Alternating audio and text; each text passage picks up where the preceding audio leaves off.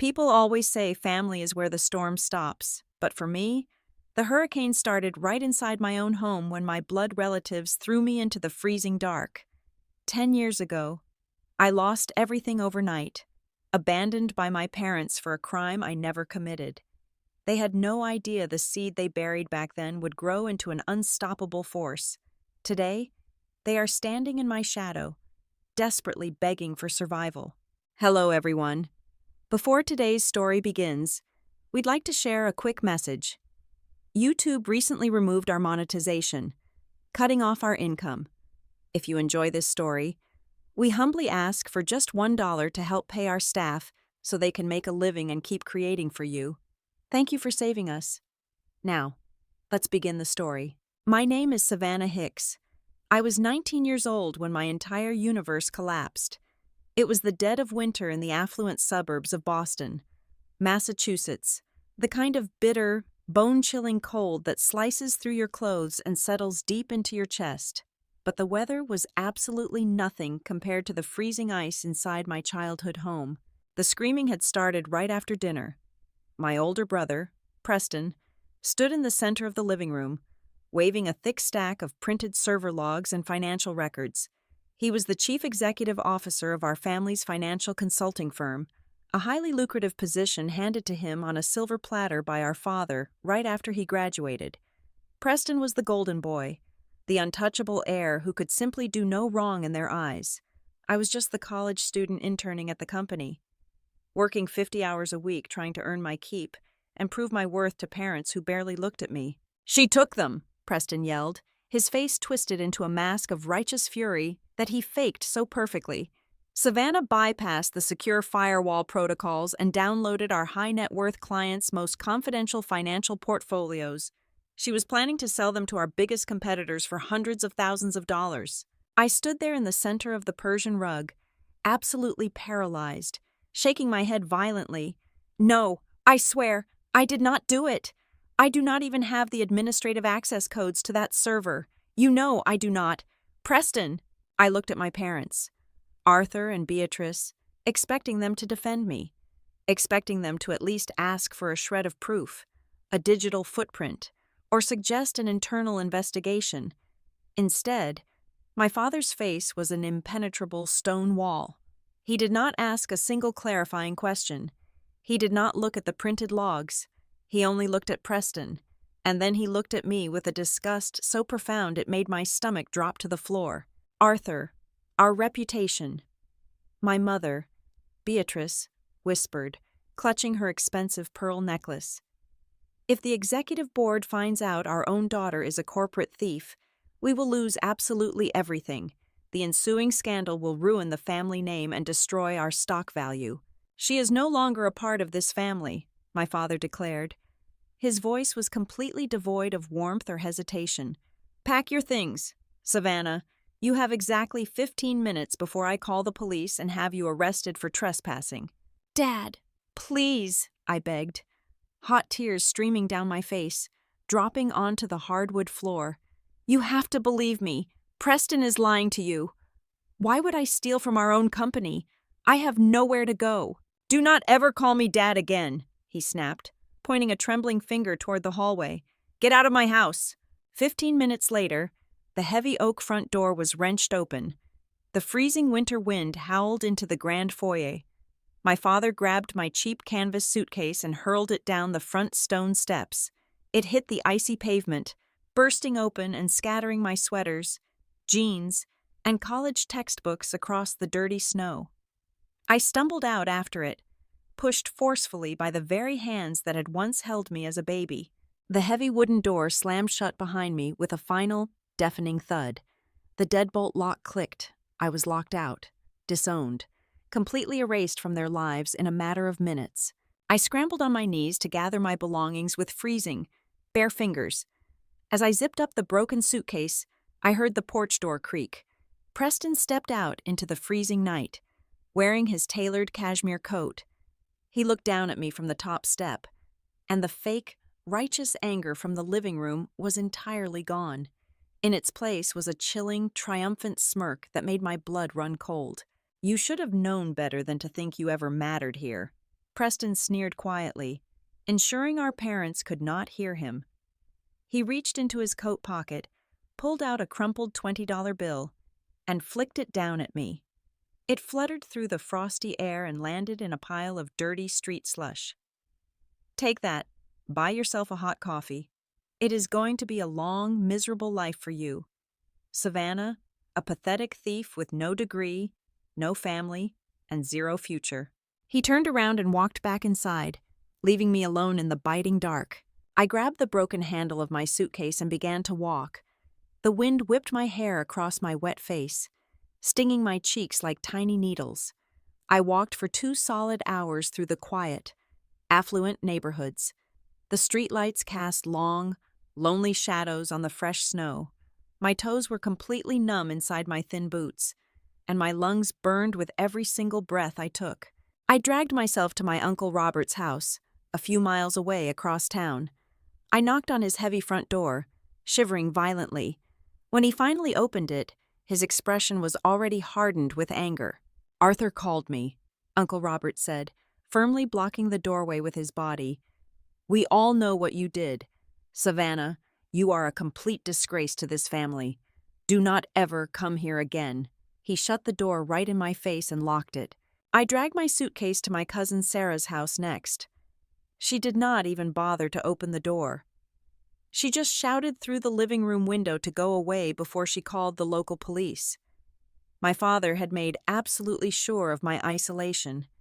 He had preemptively cut off every single lifeline I possessed.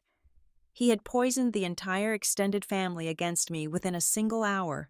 The sheer despair crushed down on me. Feeling vastly heavier than the physical cold of the blizzard, I was entirely alone in the world, a 19-year-old girl, falsely labeled a corporate criminal, homeless, and freezing to death on the streets of Boston.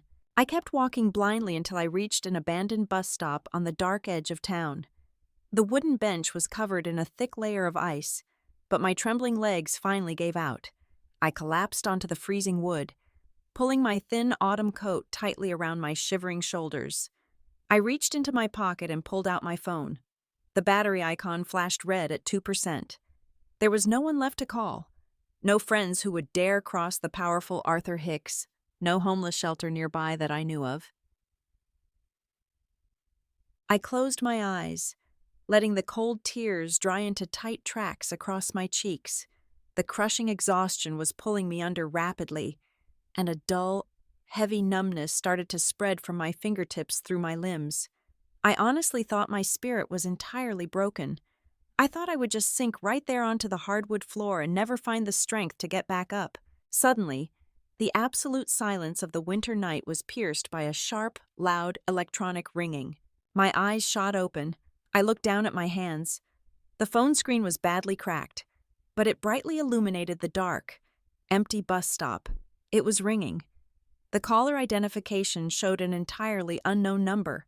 My hands shook so violently from the hypothermia that I could barely swipe the screen to answer. With my battery dropping to exactly 1%, I pressed the cold glass of the phone to my freezing ear. "Savannah?" A voice crackled through the terrible static. My breath caught in my frozen throat. I knew that voice, even though I had not heard it in over a decade. It was Aunt Clara. She was my father's younger biological sister, the designated black sheep of the family. Years ago, she was effectively banished from the family tree because she flatly refused to marry a wealthy corporate lawyer of my grandfather's choosing, and instead chose to live a quiet, unassuming life. My parents always spoke her name with heavy disdain, treating her existence as a dirty secret. "Aunt Clara?" I managed to whisper, my teeth chattering so hard I could barely form the words. "I just got a very strange, very angry voicemail from your father," she said, her tone completely devoid of the judgment I was bracing for. "Tell me exactly what street corner you are on right now." "Honey," I managed to read the street signs aloud just as the screen went completely black. The phone was dead, but a tiny fragile spark of hope had ignited in my chest. I sat on that icy wooden bench for exactly 4 torturous hours. The winter blizzard raged around me, piling fresh snow over my broken suitcase. Just when the dangerous numbness began to fully overtake my consciousness, A pair of bright yellow headlights pierced through the heavy snowfall. A battered, ancient station wagon slid to a halt right in front of the bus stop. The driver's side door flung open, and there she was. Aunt Clara looked nothing like the rigid, perfectly manicured women in my family. She wore a hand-knit sweater, and her graying hair was tied back in a messy bun. She did not ask a single question. She did not demand a lengthy explanation about the missing corporate files or my sudden homelessness. She simply rushed over, wrapped her arms around my freezing body, and pulled me into a tight, fiercely protective hug. "I have got you, Savannah," she murmured into my snow-covered hair. "You are safe now." She quickly draped a massive, heavy wool coat over my trembling shoulders and pressed a large paper cup of steaming hot coffee directly into my frozen hands. The rich, bitter smell of the dark roast was the most wonderful thing I had ever experienced. She tossed my ruined suitcase into the back seat and buckled me into the passenger side, blasting the car heater at maximum capacity. We drove for 4 straight hours through the treacherous, snowy darkness, leaving the suffocating wealth of Massachusetts far behind us. We crossed state lines until we finally reached the rugged coastline of Portland, Maine. As the pale morning sun began to rise over the freezing Atlantic Ocean, Clara pulled into the gravel driveway of a tiny, weathered cottage. It was a million miles away from the sprawling, sterile mansion I had grown up in. The air here smelled sharply of sea salt, damp pine needles, and burning firewood. Inside, the cottage was remarkably small, but bursting with an overwhelming sense of life. Books were stacked haphazardly on every surface, and colorful woven rugs covered the scratched wooden floorboards. Clara immediately led me to a small back room that clearly served as a storage closet for gardening supplies and old painting canvases. Within an hour, she had completely transformed it. She cleared out the clutter, pushed a sturdy iron bed frame into the corner, and piled it high with 3 thick, handmade quilts. She plugged in a small electric space heater that began to hum loudly, filling the tiny room with a glorious, enveloping warmth. For my entire life, my parents had demanded absolute perfection. Every grade, every posture, every spoken word had to be meticulously calculated to uphold the family legacy. Love was always strictly conditional, a transaction based on my performance. But Clara operated on an entirely different frequency. When I finally woke up after sleeping for 14 straight hours, she did not interrogate me. She simply handed me a bowl of hot chicken soup and a toasted bagel. "You do not have to explain anything to me, Savannah," Clara said softly, sitting on the edge of the mattress. "I know my brother. I know the kind of ruthless environment he runs. You just need to rest. You can stay here for as long as you want." To help keep my mind occupied, she brought in an old, heavily scratched desktop computer she had bought from a local thrift store. She set it up on a tiny wooden desk in the corner of my room. "It is incredibly slow, but it connects to the internet," she smiled warmly. "I figured you might want to watch some movies or play some online games while you recover." She had absolutely no idea what she had just handed me. In the quiet solitude of that tiny coastal room, listening to the crashing ocean waves outside my frosty window, Clara's unconditional love began to slowly thaw my shattered spirit. Her unwavering, silent trust did not just heal me. It ignited something entirely new deep within my core. Staring at the glowing screen of that outdated computer, I felt an overwhelming, fierce determination take root in my heart. I was no longer a helpless victim shivering in the dark. I was a survivor, and I was going to use this old machine to rebuild my entire life from the ground up. That old, clunky machine became my absolute lifeline. I did not use it to watch movies or play online games as Clara had gently suggested. Instead, I dove headfirst into the incredibly complex, unforgiving world of computer programming and advanced network security. I spent 14 hours a day, sometimes 16, absorbing every single free tutorial, underground forum post, and dense coding manual I could find scattered across the dark corners of the internet. The rhythmic, relentless clicking of the cheap plastic keyboard became the steady soundtrack of my healing. It was a grueling process. forcing my brain to adapt to an entirely new language of logic and syntax. But it kept the haunting memories at bay. Within 6 short months, I was completely fluent in Python, C++, and advanced cryptography. I started picking up anonymous freelance troubleshooting gigs on obscure web developer message boards, quietly fixing dangerous firewall vulnerabilities for small local businesses. It was not much money at first, maybe $200 for a patch here and $50 for a server reboot there, but every single cent went straight into the chipped ceramic jar on Clara's kitchen counter to help pay for our weekly groceries and the soaring winter heating bills. One Tuesday afternoon, about 8 months after I arrived on the coast of Maine, the trajectory of my life shifted forever. Clara had gone down to the local market and asked me to fix a constantly freezing application on her aging laptop. While I was running a basic diagnostic system scan at the kitchen table, her email inbox automatically refreshed. A bolded subject line immediately caught my eye, standing out like a bright red warning signal. The sender name made the blood run instantly cold in my veins. It was from Arthur Hicks, my father. My hands shook violently over the laptop trackpad.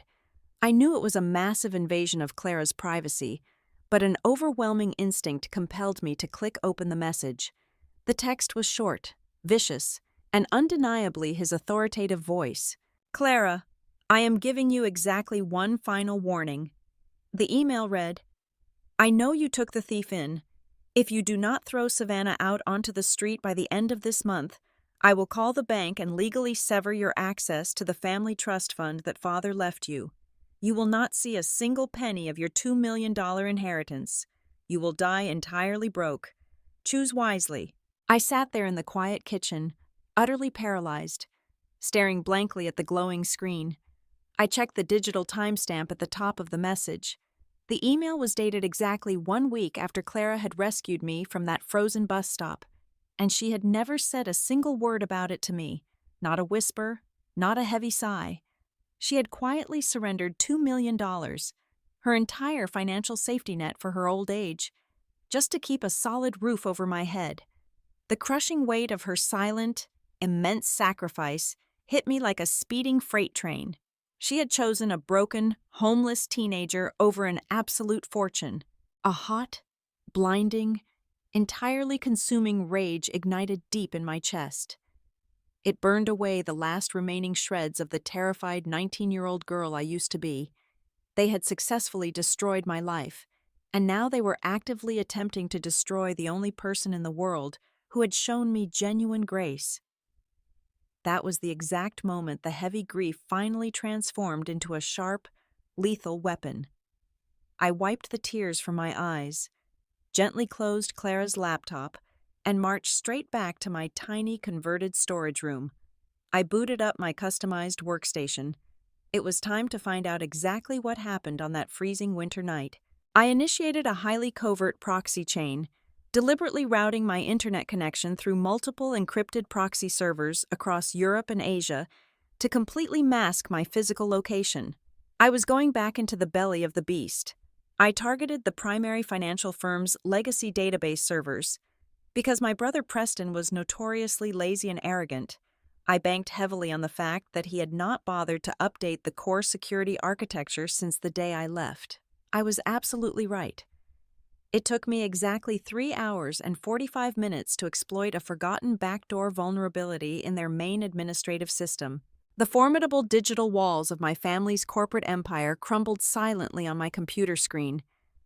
I smoothly bypassed the high-level administrative protocols and pulled the archived server logs from that specific week in December. The sheer volume of raw data was staggering, scrolling endlessly in bright green text. But my eyes scanned the code with a newfound, lethal precision. I meticulously traced the unauthorized data export back to its true point of origin. The massive file transfers did not originate from my low-level intern terminal in the basement. They were executed directly from the primary executive suite on the top floor. They came from Preston's personal Internet Protocol address. I dug much deeper, cracking open his deleted personal correspondence folders and encrypted direct messages. the sickening, pathetic truth unraveled before my eyes in a matter of seconds.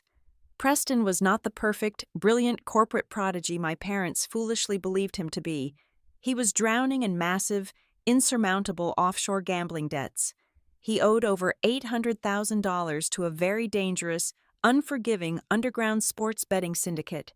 To save his own skin from being broken, he had secretly packaged our firm's most lucrative client portfolios and illegally sold them on the dark web to a rival hedge fund. But Preston was arrogant, and extreme arrogance breeds catastrophic mistakes. He had desperately attempted to scrub the server access logs and manually insert my unique user identification string to frame me for the massive security breach. However, he completely lacked the advanced technical knowledge required to wipe the deep-level registry cache. He had unknowingly left behind an absolute, undeniable digital footprint, a permanent, time-stamped digital signature firmly linking his exact administrative credentials to the black market wire transfer. I sat back in my creaky wooden desk chair, staring at the definitive, undeniable proof of my brother's devastating felony. I carefully extracted every single piece of evidence, every encrypted transaction receipt, and every deleted threat from his bookies. I locked the entire explosive payload inside a heavily fortified, offline flash drive. I did not immediately call the police. A simple arrest was far too quick and far too merciful for the unspeakable cruelty they had inflicted on me and Clara. I needed them to climb to the absolute peak of their false, fragile empire before I forcefully ripped the entire foundation out from under them. The trap was meticulously set. Now, all I needed was time. 10 years is a remarkably long time when you are merely surviving, but it is an absolute blur when you are building an empire from the ground up.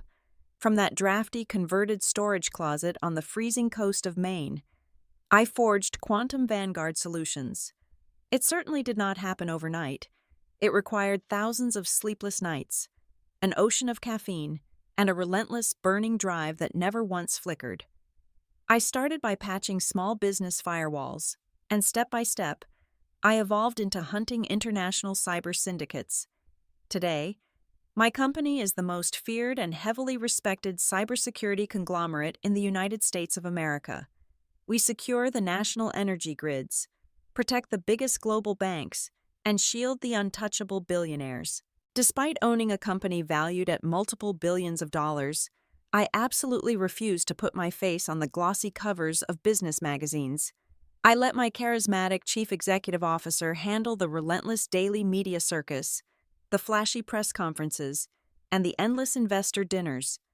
To the public, the board of directors, and the entire tech industry, I am simply known as the architect.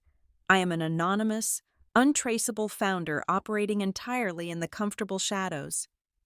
I built an impenetrable fortress of legal and digital encryption around my true identity.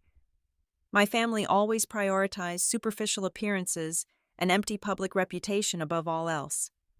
I realized very early on that true, unshakable power is completely invisible. Clara, the incredible woman who quietly traded her entire $2 million inheritance to save a discarded teenager, is now the official majority shareholder of Quantum Vanguard Solutions. I moved us out of that tiny, weather-beaten cottage and purchased a breathtaking, custom-designed penthouse spanning the entire top floor of a luxury high-rise. She has a private, dedicated security team and a limitless bank account, but some beautiful things simply refuse to change. Every single morning, without fail. Clara stands in her massive, state-of-the-art marble kitchen, wearing a faded, flour-dusted apron. She still bakes fresh blueberry muffins and pours me a hot cup of dark roast coffee before I head into my secure server rooms. She remains my ultimate anchor in a chaotic world. While my empire soared high into the stratosphere, the Hicks financial consulting firm was slowly and painfully bleeding to death. Preston was exactly what I always knew him to be, an arrogant, reckless fraud, wearing a terribly expensive suit. Over the past 10 years, his catastrophic daily mismanagement, massive unchecked ego, and complete lack of fundamental business acumen had driven my father's once proud legacy company straight into the dirt. They lost every single one of their top-tier, high-net-worth clients. Their overall stock value plummeted by over 85%. They were suffocating under a massive mountain of corporate debt, desperately trying to maintain the fake, glittering facade of the Boston elite while secretly drowning. Total bankruptcy was breathing heavily down their necks. In a final, incredibly desperate attempt to save the family legacy from absolute annihilation, Arthur leveraged every last political favor and personal connection he had left to secure a highly classified municipal government contract. It was a strict do-or-die scenario. If they delivered the financial structuring on time, they would receive a massive, life-saving cash injection of $20 million. If they failed, the firm would be immediately liquidated, and the Hicks family name would be utterly destroyed forever. But karma is a flawless, uncompromising algorithm, and it always executes perfectly. Less than 48 hours before their mandatory, high-stakes government compliance audit, a devastating ransomware attack struck their completely outdated, fragile internal network. It was absolutely beautiful in its total destruction. Every single terabyte of their data, including the highly classified government files, was completely encrypted and locked tight behind an impenetrable digital wall. The anonymous hackers demanded an immediate ransom of $5 million paid in untraceable cryptocurrency, money my father and brother simply did not have and anywhere in their drained accounts. Sheer, unadulterated panic set in. Their own mediocre, underpaid internal technology team was completely useless against military-grade encryption. In a state of absolute terror, Arthur and Preston began frantically cold-calling every elite data recovery firm in the country. Naturally, when you are desperate to save a sinking ship, every single road you take leads you straight to the absolute best in the industry. They eventually dialed the emergency corporate hotline for Quantum Vanguard Solutions. When my lead operations director walked into my office and informed me that the Hicks firm was practically begging on their knees for an expedited recovery contract, a slow, highly dangerous smile spread across my face. They were willing to pay absolutely anything, sign any binding contract, and surrender huge portions of their company equity just to get their files decrypted before the government auditors arrived. They truly thought they were hiring a faceless corporate savior. They had absolutely no idea they were walking blindly, willingly, right into a cold steel trap that had been waiting patiently for them for exactly 3,650 days. I instructed my operations director to accept their desperate plea, but on one highly specific condition: the emergency consultation would not take place in a quiet, private office. It would happen at the annual Global Cyber Summit in New York City, an exclusive, heavily publicized event where Quantum Vanguard Solutions was the main headliner. If my family wanted our help, they had to come directly into my territory, surrounded by the very public they so desperately wanted to impress. On a crisp Tuesday morning, Arthur, Beatrice, and Preston walked into the massive glass atrium of the convention center. I watched them closely through the high-definition security camera feeds from my secure backstage control room. They wore their finest tailored suits and designer dresses, desperately clinging to the fading illusion of extreme wealth, but their body language told an entirely different story. Their shoulders were visibly slumped. Their eyes darted around nervously. The arrogant, untouchable posture they possessed exactly 10 years ago was completely gone. They approached the registration desk with a pathetic, fawning submissiveness, sweating profusely as they begged the reception staff to confirm their emergency meeting with the architect. While they anxiously paced the grand foyer, waiting for their designated time slot, the heavy double doors of the main auditorium swung open for the keynote presentation. The Hicks family shuffled inside the cavernous hall, securing seats near the middle section, clutching their leather briefcases like life preservers in a stormy ocean. That was exactly when Beatrice gasped, her manicured hand flying to her mouth in sheer disbelief. Sitting in the absolute center of the front row, entirely sectioned off by thick red velvet ropes for ultimate very important person status, was Aunt Clara. She did not look like the banished, forgotten sister they remembered from a decade ago. She was dressed in a stunning custom-made emerald silk suit, her silver hair elegantly styled. A heavy, flawless diamond brooch sparkled brightly on her lapel. She looked incredibly radiant, completely at ease, and undeniably powerful. The sheer confusion on my father's face rapidly morphed into a deep, ugly red anger. He grabbed Preston by the arm and pointed furiously toward the front row. I watched the live audio feed light up as Preston aggressively pushed his way down the carpeted aisle, leaving his parents standing nervously behind him.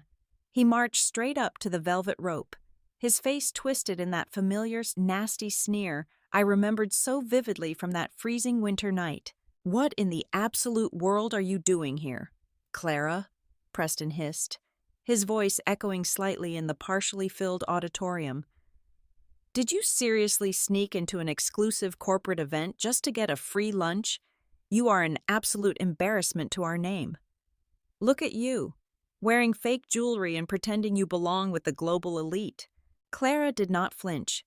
She slowly turned her head, looking up at him with a calm, amused expression that clearly infuriated him even more. She remained completely silent, letting his pathetic, desperate tirade hang awkwardly in the air. "You need to leave this building right now," Preston demanded loudly, pointing a trembling finger toward the heavy exit doors. "My family is about to have a private, life-saving meeting with the senior board members of this corporation. If you do not get out of this reserved seat in exactly 10 seconds, I will personally call the armed security guards and have you forcefully dragged out into the street like the trash you are." Before Clara could even part her lips to reply, the heavy mahogany doors at the side of the stage swung open. My chief executive officer, a tall, imposing man who commanded immediate respect across the entire global technology sector, walked briskly down the carpeted steps.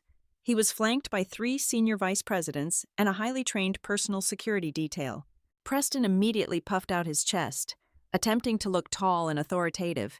He smoothed his expensive tie and turned toward the approaching executives, slapping a sickeningly fake, eager smile onto his sweating face.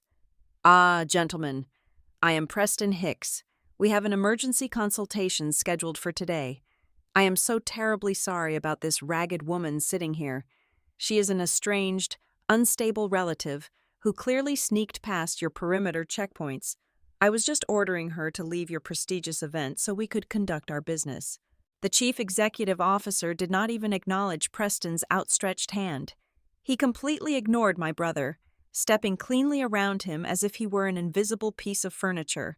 The entire executive team stopped right in front of Clara's chair. In perfect practiced unison, the 4 most powerful men in the corporate building bowed their heads deeply and respectfully to my aunt. "Good morning, Madam Chairwoman," the chief executive officer said, his strong voice carrying clearly across the silent room. "The auditorium is fully prepared for the presentation. We are just waiting for the final signal from the founder to begin." Clara smiled warmly and nodded her head. "Thank you. David, everything looks absolutely perfect." Preston stood entirely frozen in place, his arms still awkwardly extended in the empty air. The fake smile violently melted off his face, replaced by a look of absolute, mind-numbing horror. Behind him in the middle aisle, Arthur and Beatrice looked as though they had just been struck by physical lightning. Their jaws hung open, their eyes wide with a terrified, vague, uncomprehending shock. The banished sister they had ruthlessly starved out of her inheritance was now being addressed as the chairwoman of the very empire they were begging for mercy. Before Preston could even stammer out a single syllable of confusion, the massive crystal chandeliers above them suddenly snapped off. The entire auditorium plunged into absolute, suffocating darkness. The heavy, panicked silence was instantly shattered by the deafening hum of the massive surround sound speakers turning on. A single, blinding white spotlight hit the exact center of the stage. From the deep shadows behind the curtain, my voice echoed softly, heavily amplified across the massive, breathless hall. "Good morning, ladies and gentlemen," I spoke, letting the cold, hard authority drip from every single word. "And a very special welcome to the Hicks family. You traveled a very long way today to find the one person who holds the ultimate key to your survival. I believe it is finally time we had a family reunion." the heavy velvet curtains parted smoothly, and I stepped out from the shadows into the blinding white circle of the spotlight. I was not the terrified, shivering 19-year-old girl they had ruthlessly thrown out into the freezing snow a decade ago. I wore a razor-sharp, tailored crimson power suit that commanded every single ounce of attention in the massive room. The sharp, rhythmic clicking of my stilettos echoed against the polished wooden stage like a judge's gavel hitting the soundboard. I walked deliberately to the very edge of the stage and looked directly down at the three people who had callously discarded my entire existence. My father, Arthur, stood completely frozen in the middle aisle. The arrogant color rapidly drained from his weathered face, leaving him looking like a hollow, terrified ghost. His jaw hung open. His lips trembled violently as he struggled to form the familiar word he had proudly erased from his vocabulary 10 years ago. "Savannah?" Arthur stammered, his voice cracking horribly, completely stripped of its usual booming, elite authority. "You are the architect?" "Do not speak," I commanded, my voice slicing through the heavy, breathless silence of the auditorium like a frozen steel blade. "You lost the absolute right to say my name the second you locked your front door." I turned my fierce gaze to Preston. He was shaking uncontrollably, his expensive leather briefcase slipping from his sweaty fingers and hitting the carpeted floor with a dull thud. He tried to take a desperate step backward, but his legs seemed to have lost all structural integrity. "You came here today begging for a savior to decrypt your precious servers and save your crumbling corporate legacy," I said, projecting my voice clearly to the hundreds of elite corporate partners, wealthy investors, and industry journalists sitting in the darkness behind them. But before we discuss the future of the Hicks financial firm, we need to address its past. A foundation built on vicious lies will inevitably collapse. I raised my right hand and snapped my fingers exactly once. Instantly, the massive, state-of-the-art cinematic screen behind me ignited. It was not a standard presentation about corporate cybersecurity solutions. It was a perfectly organized, indisputable digital execution. I displayed the highly classified, deep-level server logs I had carefully extracted 10 years ago. The massive screen lit up with the undeniable, highlighted proof of Preston's unforgivable corporate treason. 10 years ago, Preston Hicks deliberately bypassed his own company's security protocols, I narrated calmly, pacing the edge of the stage as the damning documents scrolled in massive, glaring font. He illegally downloaded highly sensitive financial portfolios of high-net-worth clients and sold them to a dangerous underground syndicate on the dark web. Why? Because the flawless golden boy of the Hicks family was drowning in $800,000 of illegal sports betting debt. Loud gasps erupted from the audience. Hundreds of glowing smartphones were immediately raised in the dark, recording every single second of the shocking exposure. "No!" Preston screamed, his voice pitching into a pathetic, hysterical squeal. "She is lying! That is fabricated data! She is just a bitter, estranged sister trying to ruin me." "I do not fabricate data, Preston," I replied, my tone completely devoid of any emotion. "I simply retrieve the truth.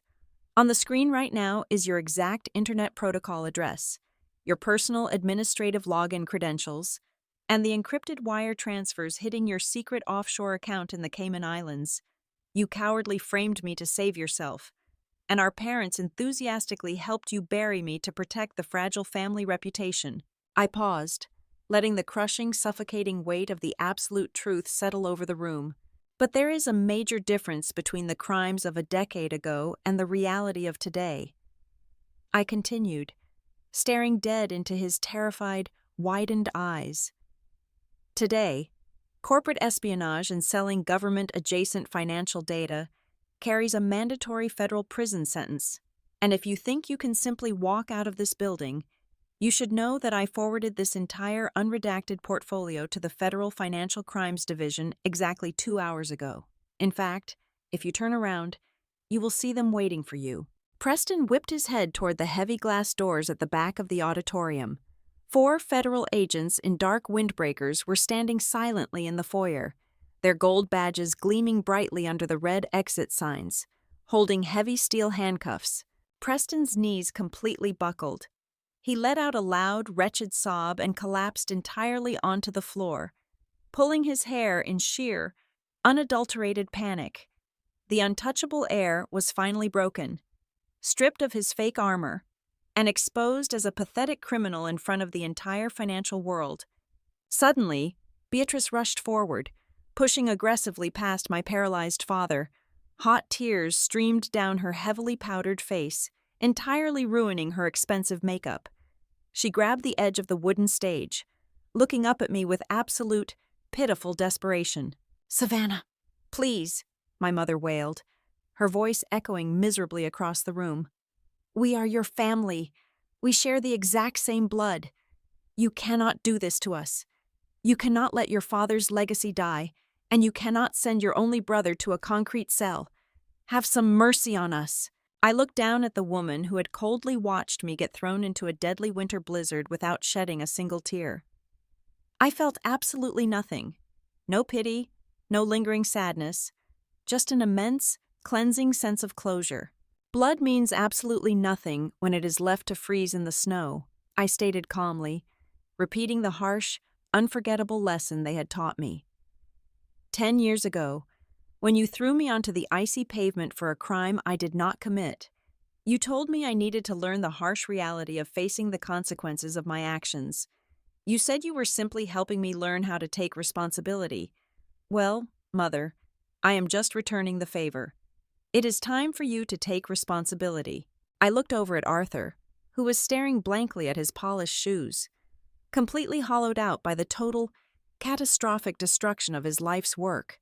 "As for your ransomware problem," I announced clearly, making sure the microphone caught every single syllable of my final judgment. "Quantum Vanguard Solutions officially declines your contract. I will not decrypt your servers. I will not save your government audit. Your company will officially declare bankruptcy by midnight tonight, and absolutely everything you own will be aggressively liquidated to pay off your massive, insurmountable debts. You have lost everything." I turned my back on them forever. The loud metallic clicks of the federal agent's handcuffs snapping onto Preston's wrists echoed sharply from the back of the room, followed by his pathetic, fading cries as they forcefully dragged him out the doors. I walked down the small set of stairs on the side of the stage and approached the velvet rope at the front row, where Aunt Clara sat quietly. The chaotic noise of the auditorium, the flashing cameras, and the frantic whispers of the corporate elite all faded into complete silence as I knelt gently beside her chair. Her warm eyes were shining with incredibly proud, unshed tears. She reached out and gently squeezed my hand. I smiled warmly. Reaching inside the inner pocket of my crimson suit jacket, I pulled out a thick legal document bound in a red cover. It was the absolute, unencumbered property deed to a breathtaking multi-million-dollar estate sitting right on the edge of the pristine Maine coastline.